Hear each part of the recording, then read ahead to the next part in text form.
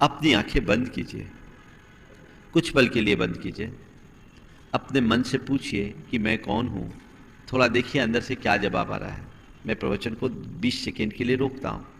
आंखें बंद कीजिए, सब लोग आंखें बंद कीजिए। पूछिए मैं कौन हूं। क्या आवाज आता है? तुम्हारा नाम आता है,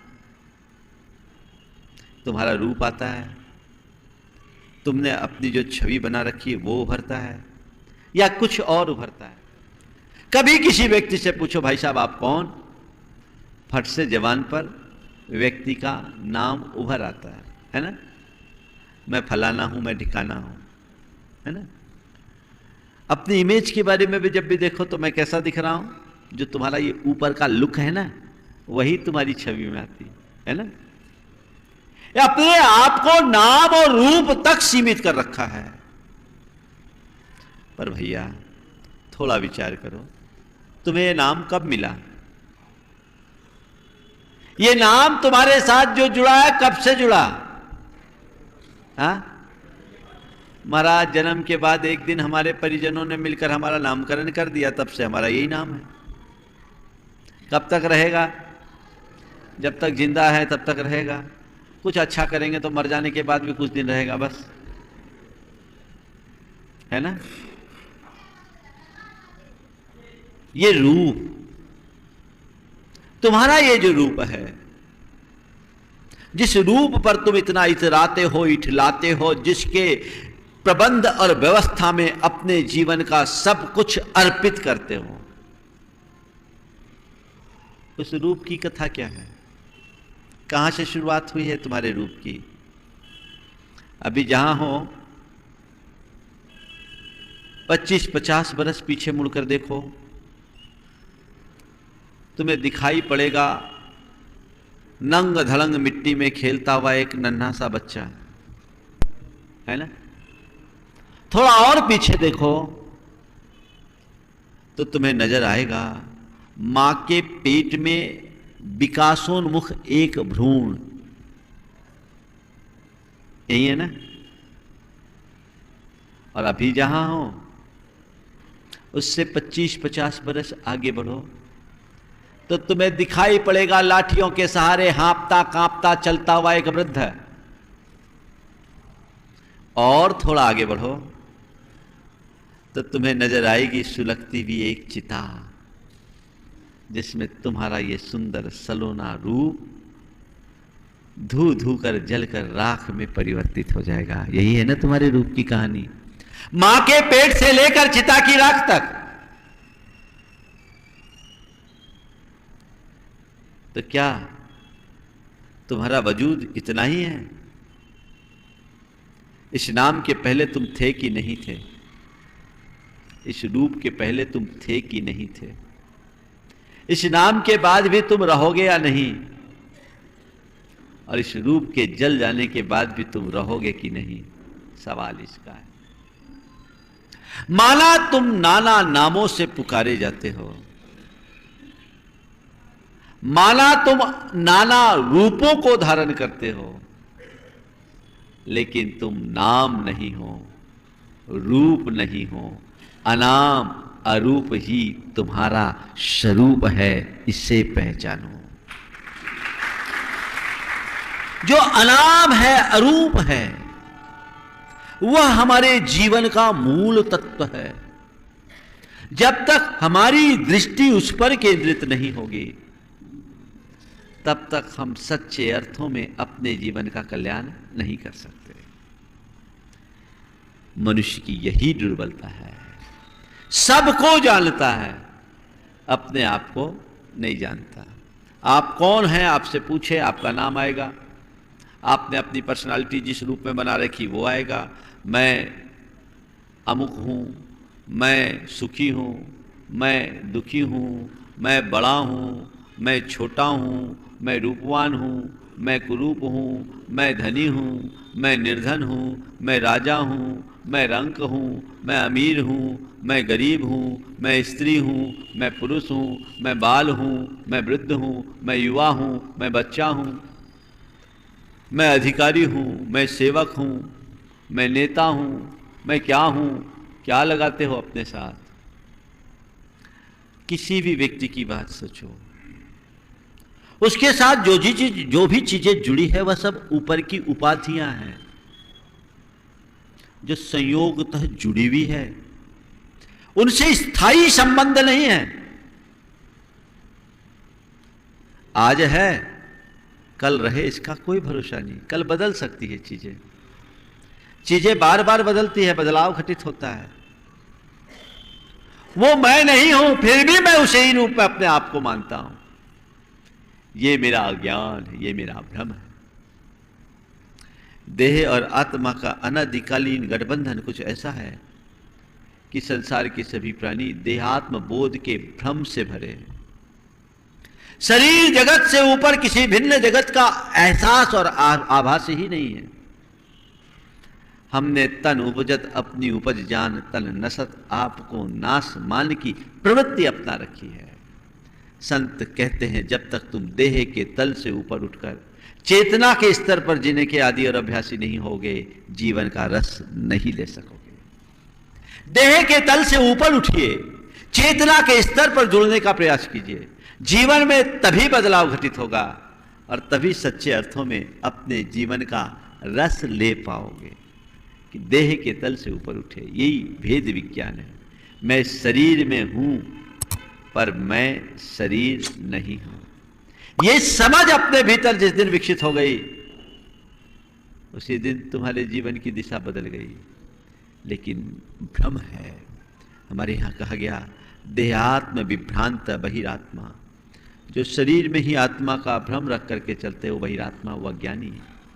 आपने देखा होगा कई बार चीजें दिखती कुछ है और होती कुछ है ना। हम शरीर युक्त दिखते हैं, शरीर के साथ ही हमारे जीवन की सारी क्रियाएं दिखती है और ऐसा लगता है हमारे जीवन की शुरुआत शरीर से हुई और अंत भी शरीर में हो जाता है। लेकिन ये यथार्थ नहीं है। जो दिखता है वही यथार्थ है, ये चीज बात नहीं। और जो नहीं दिखता वो यथार्थ नहीं, ये भी बात सही नहीं। आपने कभी देखा पानी के भीतर कोई लकड़ी का टुकड़ा डालो, कैसा नजर आता है?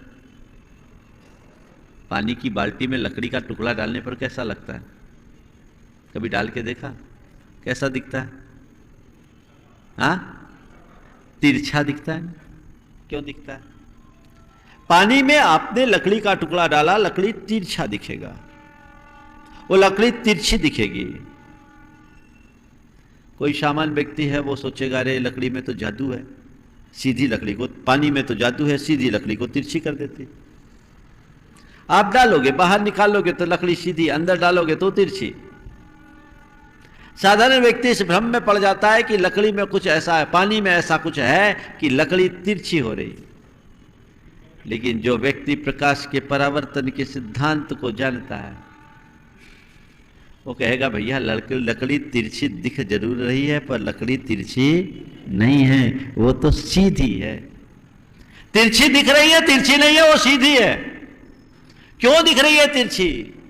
क्योंकि प्रकाश के परावर्तन के सिद्धांत में यह बताया जाता है कि प्रकाश की किरणें जब एक माध्यम को छोड़कर दूसरे माध्यम पर जाती है तो तिरछी पड़ती है, इसलिए तिरछी दिख रही है, तिरछी है नहीं। आप समझते हो ना इसको? तो लकड़ी के टुकड़े में लेकर आपको कोई भ्रम नहीं होता। संत कहते हैं आत्मा भी देह रूप दिख रही है, देह है नहीं। ये बस समझ लोगे जीवन बदल जाए। ना हम देहो, मैं देह रूप नहीं हूं, मैं चैतन्य आत्मा हूं। ये भाव अपने भीतर जब विकसित होगा तब तुम अपने जीवन का सही रस ले पाओगे।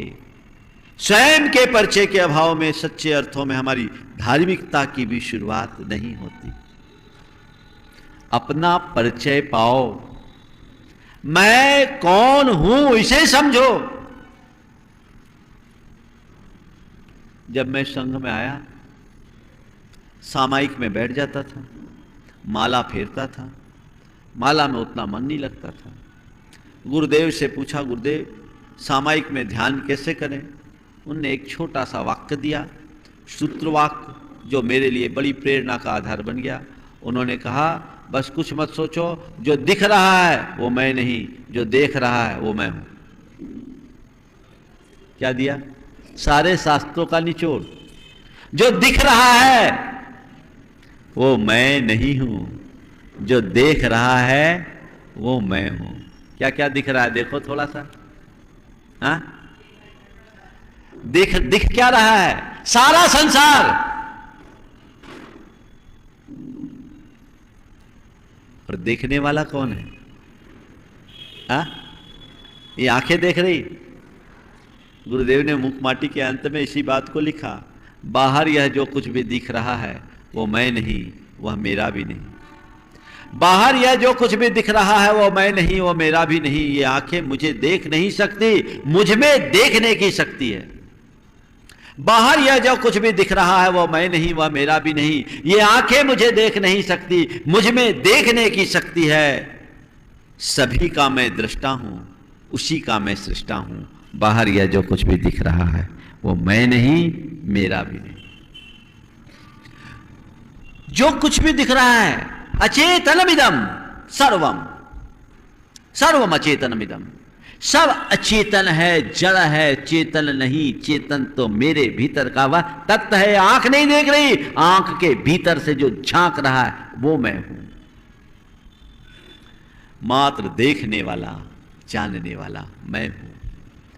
आचार्य कुंद कुंद कहते अहमिको खल शुद्धो दंसन नान मय्यो सदा रूपी न व्यथ्य मध्य किंच भी अन्नम परमाणु मित्तम पी।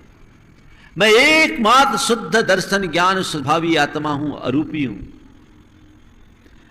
मुझ में मुझसे अतिरिक्त एक परमाणु प्रमाण पदार्थ भी मेरा नहीं है।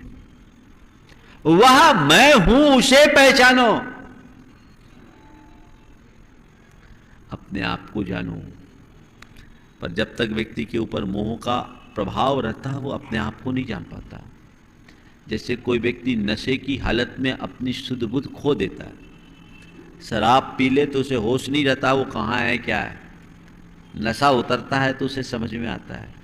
ऐसे ही संसार का हर प्राणी मोह के नशे में इस तरह से आत्म विमुग्ध हो गया कि उसे अपने होने का ही पता नहीं है। एक शराबी खाट पे सो रहा था और सोया सोया खाट से गिर पड़ा। जैसे ही गिरा जोर से आवाज लगाया, अरे रामू देख क्या गिर पड़ा। शराबी खाट पर सोया और सोए सोए गिर पड़ा और गिरते ही आवाज लगाता, अरे रामू देख क्या गिर पड़ा। अब वो बोलता, हजूर आप ही गिर पड़े हैं, पता नहीं है।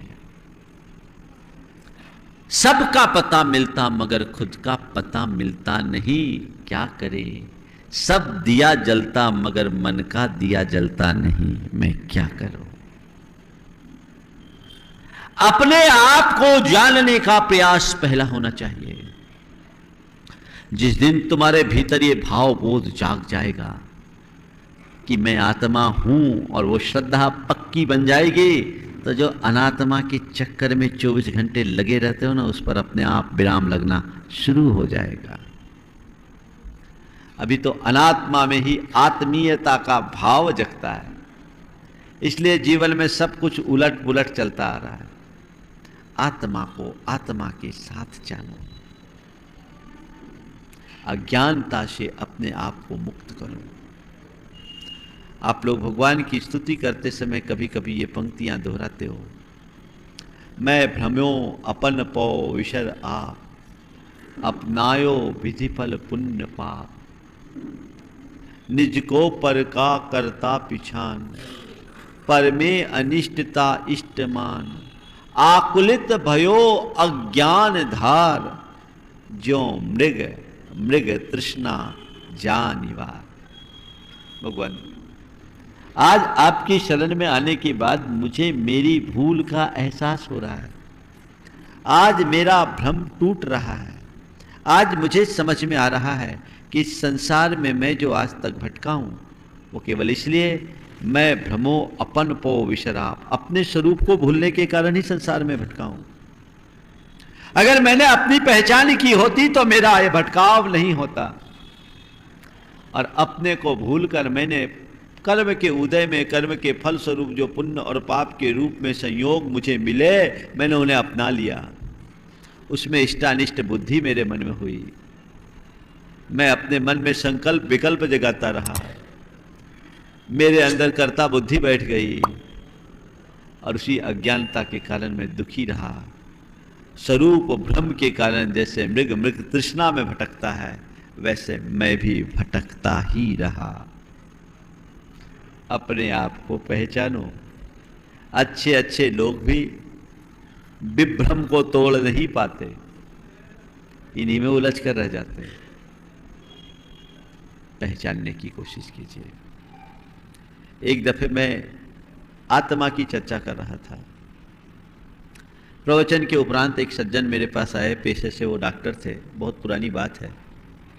उन्होंने कहा, महाराज आप लोग आत्मा और अध्यात्म की बातें करते हैं, हमें समझ में नहीं आता। क्यों? बोले महाराज आज तो सुपर कंप्यूटर का युग है। ये बात 1988 की है।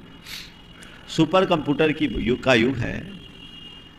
साइंस इतना डेवलप कर लिया, बटन दबाते ही लाइट जल जाती है। आपकी आत्मा का कोई ऐसा सिस्टम हो साइंटिफिक तो बताइए। मैंने कहा डॉक्टर तुम्हारा साइंस है, हमारा सुपर साइंस है। तुम्हारा साइंस है, हमारा सुपर साइंस है। तुमने कहा कि बटन दबाते ही लाइट जल जाती है, पर हमारे यहां बटन दबाने की भी जरूरत नहीं, ऑटोमेटिक सिस्टम है, अपने आप लाइट जलेगी। लेकिन मुझे एक बात का जवाब दो कि क्या तुम इस बात पर कायम हो कि बटन दबाने मात्र से लाइट जल जाती है? बोले हाँ महाराज बटन दबाते ही लाइट जल जाती है। बोले अच्छा, बटन दबाने से ही लाइट जल जाती, तुम बटन दबाओ और बल्ब फ्यूज हो तो लाइट जलेगी कैसे? बटन दबाने से लाइट जलती है कब? जब बल्ब सही हो, और बल्ब भी सही हो, लाइन सही नहीं हो तो। लाइन का संबंध तुम्हारे एमसीबी से है, एमसीबी का संबंध तुम्हारे मेन स्विच से है, मेन स्विच का कनेक्शन तुम्हारे मीटर से है, मीटर का कनेक्शन तुम्हारे पोल से है, पोल का कनेक्शन ट्रांसफार्मर से है, ट्रांसफार्मर का कनेक्शन पावर ग्रिड से है, और पावर ग्रिड का कनेक्शन पावर स्टेशन से है। इस बीच एक भी खंभा उखड़ जाए, एक भी खंभा उखड़ जाए तो बटन दबाने से लाइट जलेगी क्या? बटन से झूलते रहोगे तो भी लाइट जलने वाली नहीं है। तो मैंने कहा कि तुम्हें तो बटन दबाने की जरूरत है, यहां कुछ करने की जरूरत नहीं है, कनेक्शन भर ठीक करने की जरूरत है, लाइट अपने आप जल जाएगी। तुम लोगों के भीतर अध्यात्म का प्रकाश केवल इसलिए नहीं फैलता क्योंकि तुम्हारे सारे पोल उखड़े हुए हैं, कनेक्शन ही खराब है। कनेक्शन ठीक करो, जीवन का रस घटेगा। तो पहला सवाल, मैं कौन हूं, किससे पूछना है? हाँ, एक जिज्ञासु किसी संत के पास गया, और संत के पास गया तो वरिष्ठ संत तो एक तरफ थे, वो व्यस्त थे, तो उनके जो सहयोगी थे उनके चरणों में बैठा और कहा कि मैं ये जानना चाहता हूं मैं कौन हूं। उन्हें एक चांटा मार दिया। साधु ने एक चांटा खींच के मारा तो उसे बड़ा अटपटा लगा। आप भी सोचो अगर आप आओ और एक ठोक दे तो कि कहां से आ गए हम तो सोचे कुछ और थे, महाराज बड़े सीधे सरल है, लेकिन ये तो बड़े तेज है, शायद दोबारा आना भी पसंद नहीं करोगे। तो उनने ठोक दिया। अब वो सीधे मुख्य संत के पास गया और कहा कि गुरुदेव मेरे साथ बड़ा बुरा हुआ। बोले क्या हुआ? बोले मैंने पूछा कि मैं कौन हूं तो उन्होंने चांटा मार दिया। बोले बड़ा अच्छा हुआ कि उनसे पूछा, मुझसे नहीं पूछा। बोले मुझसे पूछता तो मैं तो तुम्हें लाठी मारता, लाठी मार करके भगा देता। बोले आखिर ऐसा अपराध क्या? बोले मूर्ख, जो सवाल खुद से पूछना चाहिए वो मुझसे पूछता है। तो मूर्ख हो, जो सवाल खुद से पूछना चाहिए वो मुझसे पूछते हो। वस्तुतः मैं कौन हूं इसका समाधान मेरे भीतर है, बाहर नहीं। जब तक मैं बाहर खोजूंगा कुछ नहीं मिलेगा, भीतर खोदूंगा सब कुछ मिल जाएगा। बस उसे समझने की कोशिश कीजिए। दूसरी बात, मेरा क्या है? मैं कौन हूं हो गया। ऐसा वहीं से कीजिए, वहीं से कीजिए। नियमित ये व्यवस्था, किसी भी धर्म सभा में जाओ, अगर विलंब से आओ तो सबसे पीछे बैठो। आगे नहीं आना। इससे सबको डिस्टर्ब होता है, पाप का आश्रय होता है। मेरा क्या है? बोलो क्या है? क्या है? हाँ, कुछ नहीं है। सारे प्रॉपर्टी के कागज मुझे लाके दे दो। जब तुम्हारा है ही नहीं, क्या हो गया? बोलो, जो पेपर से वो तुम्हारे हैं क्या? ईमानदारी से बोलना, क्या हो गया? हाँ, ले ले, लाके तो दो देखे। तुम लोग तो सोच रहे हो महाराज कहां फंसा रहे, पर चिंता नहीं करना, तुम्हारे इन ठीकरों की मुझे कोई जरूरत नहीं है। बहुत छोड़ के आया, उनकी जरूरत नहीं। तुम लाके दोगे भी तो स्वीकार यहां नहीं है, पर तुम्हारे अंदर यह भाव तो आए कि ये पर है। अभी मुंह से तो कहते हो पर है, पर है, पर रात दिन उसी में तत्पर है। पर कहने के बाद भी उसी में तत्पर। सवाल केवल यह है, मनुष्य इस बात पर गंभीरता से विचार करे कि मेरा क्या है। बनाओ लिस्ट, सारे एसेट्स मिल जाएंगे जिनको तुमने अपनी निजी संपत्ति के रूप में गिना है। वो सब तुम्हारी है ना? हाँ, बोलो तो थोड़ा, है ना? फिर क्या है? बस यही भ्रम है। मैं और मेरे के चक्कर में ही इंसान सारी जिंदगी दुखी होता है। हकीकत यह है कि एक परमाणु भी तुम्हारा नहीं है, लेकिन अज्ञानता ऐसी है कि सारे विश्व को तुम अपना बनाना चाहते हो। अगर व्यवस्था मिल जाए तो तुम संसार का एक परमाणु भी छोड़ना पसंद नहीं करोगे, है ना? क्या है तुम्हारा? ये शरीर भी तुम्हारा नहीं है। एगो हम सासदो आदा णाण दंसन लक्षणों शेषा में बाहिरा भावा सब्बे संजोग लक्षणा। मैं एकमात्र ज्ञान दर्शन लक्षण वाला आत्म तत्व हूं। मुझसे भिन्न बाहरी जितने भी पदार्थ हैं वे केवल संयोग लक्षण वाले हैं। मेरे पास हैं, मेरे नहीं है। तुम्हारे पास है ये तो मैं मानता हूं, पर तुम्हारे नहीं है। किसके हैं? बोलो, किसके हैं? तुम्हारे तो नहीं है ना, किसके हैं? आप देखते हो बैंक में जो कैशियर होता है कितना रुपया रोज संभालता है? करोड़ों का ट्रांजैक्शन होता है। क्या मानता है वो अपने आप को? कैशियर मानता है। मैनेजर के हाथ से सब डील होता है, वो अपने आप को मालिक मानता है कि मैनेजर? क्यों भैया, ये रुपये हैं पर मेरे थोड़ी हैं, ये तो जी के जंजाल है। रोज हिसाब मंगाना मिलाना पड़ता है। एक बैंक कर्मी ने मुझसे कहा महाराज कई बार शॉर्टिंग हो जाती तो जेब से भरने पड़ते हैं। होता है। तो ये मेरे नहीं है, मेरे पास हैं, उसकी ये मानसिकता है ना। उसको कोई अटैचमेंट होता है उससे? कुछ नहीं। कोई लेता है तो उसके मन में कोई दुख होता है कि मुझे देना पड़ रहा है? कोई ला करके जमा करता है तो उसको कोई खुशी होती है कि चलो मुझे दे रहा है? नहीं भैया, लेने वाला ले रहा है, देने वाला दे रहा है। लेना वो जाने, देना वो जाने, मेरे को क्या करना? मेरे को तो केवल मैनेज करना है, क्योंकि मैं मालिक नहीं प्रबंधक हूं, है ना? मेरे नहीं है। जिस दिन तुम्हें ये बात समझ में आ जाएगी कि जीवन में प्राप्त जो भी संयोग है वो मेरे पास है भले, पर वो मेरे नहीं हैं, वो कर्म के निमित्त से प्राप्त संयोग है, तो उनके प्रति मेरा ममत्व कैसा, उनमें मेरी आसक्ति कैसी, उनके साथ मेरा जुड़ाव कैसा। मैं तो केवल प्रबंधक हूं। ये सोच अपने भीतर विकसित कीजिए। मेरे पास है, मेरी नहीं है। कोई आपको धरोहर दे, भैया ये लो, अभी मैं पूजा करने जा रहा हूं, मेरे 10 लाख रुपए हैं, तुम रखना, आता हूं फिर ले लूंगा। और कोई आदमी, साधारण आदमी जिसको सौंपा गया, वो लेकर नाचने लगे, देखो मैं लखपति बन गया, तो उसको क्या बोलोगे? क्या बोलोगे? बोलो। हाँ, थोड़ा जोर से। पागल ही बोलोगे ना? थोड़ा देखो, तुम तो वैसे नहीं नाच रहे हो। कर्म ने धरोहर के रूप में तुम्हें जो सौंपा, तुम उसको लेके नाच रहे हो, देखो क्या। हा हा।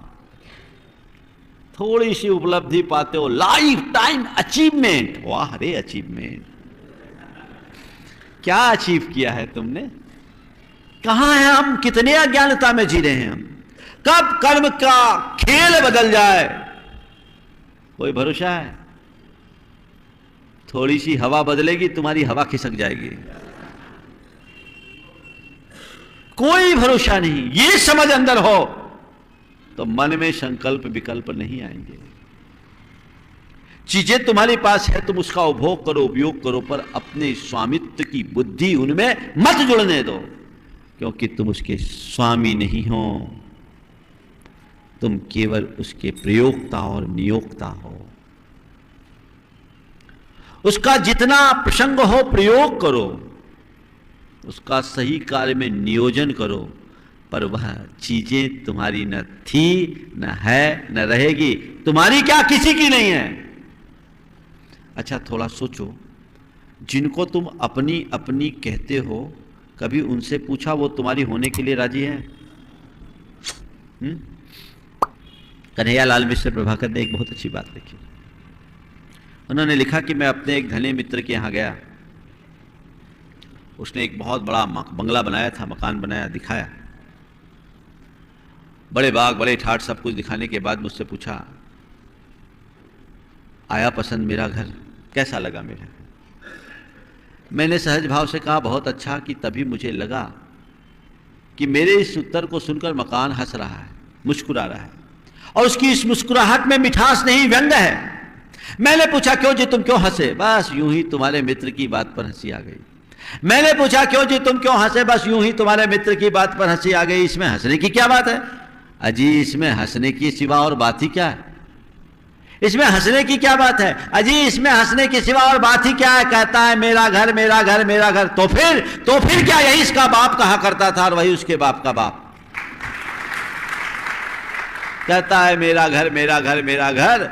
यही इसका बाप कहा करता था और वही उसके बाप का बाप। दोनों न जाने कहां चले गए। उनकी तस्वीरें मेरे दीवारों पर जरूर टंगी है। दोनों न जाने कहां चले गए, उनकी तस्वीरें मेरे दीवारों पर जरूर टंगी है, जिन्हें एक नन्ही सी छेद में रहने वाली छोटी सी दीमक पल में ही चुट कर सकती है। मैंने देखा मकान अब भी मुस्कुरा रहा था। बधो ये जीवन की सच्चाई है। मकानी क्या, दुनिया की हर वस्तु मनुष्य की नादानी पर हंसती है, जिसको मेरा मेरा मेरा कहता है। मेरा क्या है उसे जानो। मैं को पहचानोगे तो ही मेरा जान पाओगे। उसे संभालो। तुम्हारे पास हैं, तुम्हारे नहीं हैं, ये समझ अपने भीतर विकसित होनी चाहिए। अंदर उद्घाटित कीजिए ऐसी भावना को। जीवन का एक खेल है, 4 दिन की जिंदगी है। एक दिन जीवन लीला समाप्त होगी, फिर हमें कुछ पता ही नहीं चलेगा, कुछ आभास ही नहीं होगा। सब कुछ यही स्वाहा हो जाएगा, यही छूट जाएगा। एक परमाणु भी कोई लेकर के इस संसार से न तो गया है न जा सकता है। ये अंदर की समझ होनी चाहिए। कहते राजा भोज रात्रि सो रहा था और सोते सोते उसके मन में आया कि मैं अपनी सारी संपत्ति को एक छंद में निबद्ध करूं। कवि तो था ही, एक छंद में निबद्ध करूं। इसी कल्पना से उसने एक बसंत तिल का छंद बनाना शुरू किया और पहली पंक्ति लिखी। 4 चरण होते हैं। पहले चरण में लिखा, चेतो हरा युवती है सुहृदोनुकूला। मेरे चित्त को हरने वाली सुंदर सुंदर युवतियां मेरे रणवास में हैं। मेरे सुहृद बंधु बांधव बड़े अनुकूल हैं, मित्रगण मेरे बड़े अनुकूल हैं। दूसरे चरण में लिखा, सद्बांधवा प्रणय गर्भ गिराश्च भृत्या। मेरे बंधु बांधव मेरे प्रति बड़े प्रेम पूर्ण व्यवहार करते हैं। मेरे नौकर चाकर भी मेरे बड़े अनुकूल हैं। तीसरे चरण में लिखा, वलगंति दंति निवास तरलास तरंगा। मेरे हाथीशाला में और घोड़साल में ढेर सारे हाथी हींचते हैं और घोड़े हिनहिनाते हैं। 3 चरण पूरे हो गए। चौथा चरण पूरा हो तो छंद पूरा हो, और छंद पूरा हो तो राजा को नींद आए। वो बार बार दोहरा रहा था, चेतो हरा युवती है सुहृदोनुकूला। सद्बांधवा प्रणय गर्भ गिरश्च भृत्या। बलगंति दंति निभा तरलास्तरंगा। लेकिन आगे का चरण पूरा नहीं हो रहा था। संयोक्त राजा भोज के यहाँ एक चोर घुसा हुआ था और चोर राजा के पलंग के नीचे छिपा हुआ था। ये सवाल मत करना कि चोर कैसे घुस गया और पलंग के नीचे कैसे छिप गया। गया हो या न गया हो मुझे नहीं मालूम, पर मेरी कहानी का चोर तो घुसा है। वो देख रहा है कि राजा का छंद पूर्ण नहीं हो रहा है, और जब तक छंद पूर्ण ना हो तो राजा को नींद नहीं आए। राजा को नींद ना आए तो हम अपना काम कैसे करें। तो आपकी बार जैसे दोहराया, चेतो हरा युवती यह सुहृदोनुकूला सदबांध बहा प्रणय गर्भ गिरश्च भृत्या बलगंति दंत निभास तरलास्तरंगा। तो नीचे से आवाज आई, सम्मीलने नयन यो नहीं किंची दस्ती। आंखें बंद हो जाने के बाद फिर कुछ भी नहीं है। राजा जैसे ही सुना हड़बड़ा के उठ बैठा। बोले ये किसने बोला, कौन है, कहां से आया, किसने कहा। नीचे से आवाज आई, मुझे अभय हो तो मैं प्रकट हूं। बोले हाँ अभय है, आओ प्रकट हो। प्रकट हुआ। बोले तुम कौन हो। बोले हूं तो मैं चोर। यहां क्यों आए थे। आपके यहां चोरी करने के इरादे से, पर आपको नींद नहीं आ रही थी, मैं अपना काम कैसे करता हूं, इसलिए मैंने आपकी समस्या पूर्ति कर दी। उसने कहा नहीं, तुम मेरे लिए अब चोर नहीं, मेरे लिए गुरु हो। तुम अब नींद की बात छोड़ो, तुमने तो मेरी नींद तोड़ दी। मैं व्यर्थ अहंकार करता था, मेरे अंदर की नींद तोड़ दी। मैं व्यर्थ अहंकार करता था, सोचता था ये सब मेरी है, लेकिन आंखें मूंद जाएगी तो क्या रहेगी, सब यहीं धरे रह जाएंगे, मेरे हाथ कुछ भी नहीं रहेगा। जिस दिन तुम्हारे दिल दिमाग में ये बात बैठ जाएगी, जीवन की दिशा बदल जाएगी। हर दिन हर पल ये सोचो, मैं कौन हूं, मेरा क्या है। नंबर 3, मैं क्या कर रहा हूं। क्या कर रहे हो। किसी से पूछो क्या कर रहा हूं तो बच्चे बोलते पढ़ाई कर रहा हूं, कोई कहता है नौकरी कर रहा हूं, कोई कहता है व्यापार कर रहा हूं, कोई कहता है ये कर रहा हूं, वो कर रहा हूं। यही कर रहे हो ना। हाँ, क्या कर रहा हूं। गोलक धंधा कर रहा हूं। और क्या कर रहा हूं, वही कर रहा हूं जो अब तक करता आया है ना। मैं क्या कर रहा हूं, ये तीसरा सवाल, और मुझे क्या करना चाहिए, ये चौथा सवाल। ये सवाल अपने मन से पूछिए। मैं क्या कर रहा हूं, जो कुछ भी मैं कर रहा हूं वो सही है या नहीं, इसका विचार कीजिए। मुझे क्या करना चाहिए, इसके बारे में सोचिए। अब तक मैं जो कुछ भी कर रहा हूं, क्या उसमें मेरी आत्मा का हित है। मैं अपने लिए कर रहा हूं या औरों के लिए कर रहा हूं। सच्चाई यह है कि तुम्हारा सारा जीवन पर की सेवा में समर्पित होता है, निज का तो तुम्हें कुछ ख्याल ही नहीं है। अभी तक जो कुछ भी कर रहे हो वो सब तुम्हारे दुख बढ़ाने वाले हो।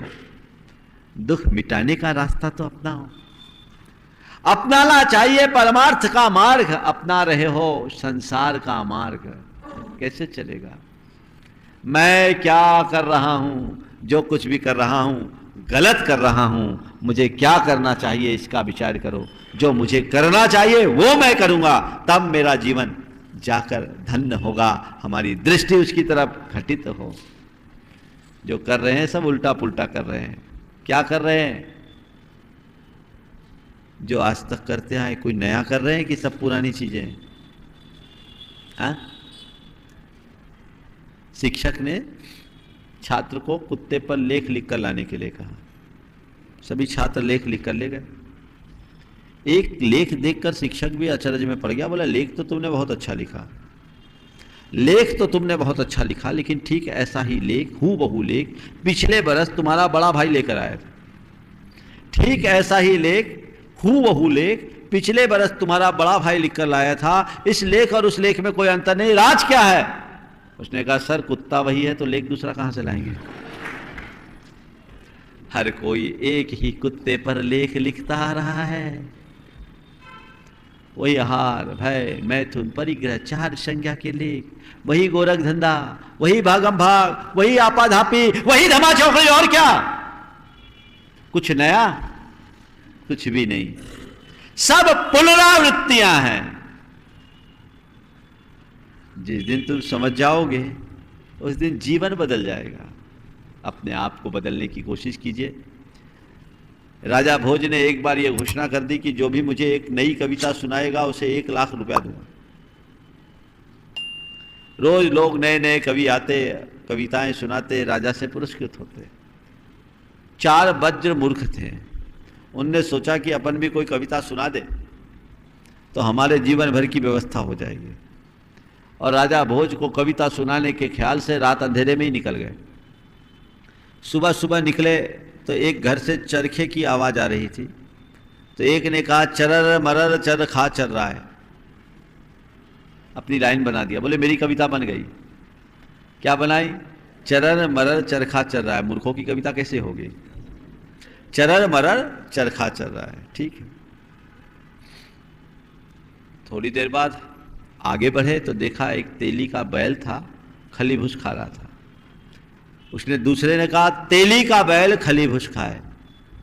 दूसरी लाइन भी हो गई, चरर मरर चरखा चल रहा है, तेली का बैल खली भूस खाए।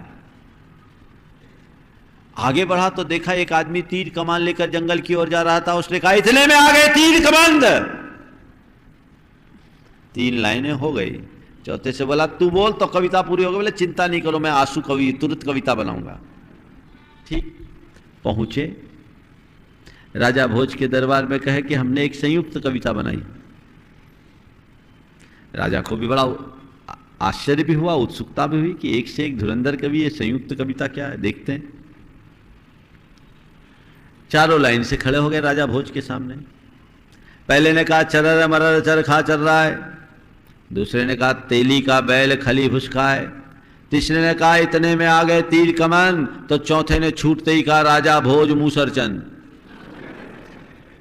राजा भोज मूसर चंद, ये सुनते ही राजा भोज एकदम आग बबूला हो गया। बोलो आपको मूसर चंद कह दे तो क्या होगा? बुरा लगेगा कि नहीं लगेगा? और फिर राजा के मुंह पर कोई मूसर चंद कह दे तो एकदम राजा भोज आग बबूला हो। ये कैसी कविता? मंत्रियों ने तुरंत कहा, महाराज अपराध मत करो, अपराध क्षमा करो, ये कोई अपराध नहीं, बहुत बड़ा रहस्य है। बोले क्या? ये रहस्यवादी कविता है, इस कविता का अर्थ बहुत गहरा है। बोले क्या अर्थ है? बोले बात ऐसी है, पहली लाइन है, चरर मरर चरखा चल रहा है, यानी संसार का चक्र चरखे की तरह निरंतर चल रहा है, काल चक्र चलता जा रहा है। और दूसरी लाइन है, तेली का बैल खली भूस खाए। उसके बाद भी संसारी प्राणी तेली के बैल की तरह ही संसारिक खली भूस में ही लगा हुआ है, संसार भोग विलास में ही लगा हुआ है, गोरख धंधे में ही लगा हुआ है। इतने में आ गए तीर कमान। सारी जिंदगी ऐसे ही गुजारे, काटते काटते बढ़ाता है, तब तक तीर कमान लेकर काल सामने आ जाता है। बोले ये 3 लाइनें तो बहुत अच्छी, लेकिन चौथी लाइन, बोले इसीलिए तो कह रहे हैं कि इसके बाद राजा भोज कैसा मूसर चंद है कि उसके बाद भी नहीं समझता कि मुझे क्या करना है। कविता पसंद आई? एक बार दोहराओ, चरर मरर तेली का बैल, चरर मरर, जोर से बोलो, चरर मरर तेली का बैल, इतने में आ गए राजा भोज, है ना। अब राजा भोज मूसर चंद है कि मैं तो नहीं बोलूंगा, नाराज हो जाओगे तुम लोग, लेकिन क्या हो सबको पता है मैं क्या कर रहा हूं। सोचो कहीं मूसर चंद तो नहीं बने हैं। दिशा बदलिए, मुझे क्या करना चाहिए। मनुष्य जीवन को पाकर अपनी आत्मा के हित का उद्योग करना चाहिए, अपनी बुद्धि को हित कार्य में नियोजित करना चाहिए। ये आप करेंगे तभी अपने जीवन को सफल और सार्थक बना सकेंगे, अन्यथा और कोई दूसरा रास्ता या उपाय नहीं है। तो आज 4 सवाल आपको मैंने दिए, नित्य प्रति अपने आप से पूछने के लिए, खुद के भीतर उसका समाधान ढूंढने के लिए। अगर ये विचार आपके जीवन में स्थायी रूप से जुड़ गए, तय मान करके चलना, जीवन में निश्चयतः बदलाव होगा। मैं कौन हूँ, मैं क्या कर रहा हूँ, मैं कौन हूँ, मेरा क्या है, मैं क्या कर रहा हूँ और मुझे क्या करना चाहिए। ये सवाल आपके जीवन को निहाल करेगा, जीवन को धन्य करेगा। अगर आपको ये वीडियो पसंद आया है तो अगला वीडियो भी आपको पसंद आएगा। स्क्रीन पर लगा दिया है, क्लिक करें और अभी देखें। जय जिनेंद्र।